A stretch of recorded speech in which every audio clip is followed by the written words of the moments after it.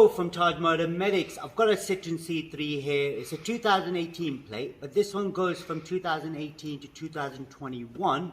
Now, there's a spanner light on, two spanner lights on. One's a bright yellow light, and then there's a small one which is flashing. That means the service is due for the car, so get the service done. I've already done a full service on this. I've got a couple of videos. There's a short video already uploaded for the Citroen all filter location and everything.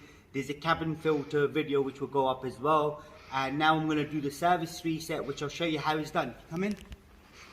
Now that's the light I'm talking about right there. As you can see, that's a spanner light on.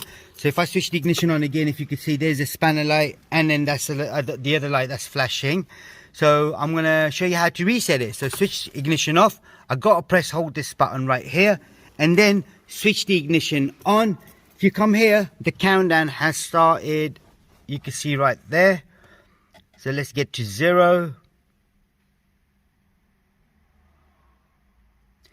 Right, that's done. So I let go of the button, switch the ignition off, switch the ignition on again.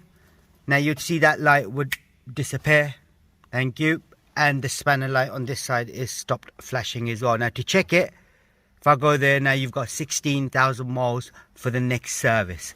So that's all you had to do on this particular model. There is a playlist for service resets. There is a playlist for tyre pressures as well. And there is a playlist for Citroens.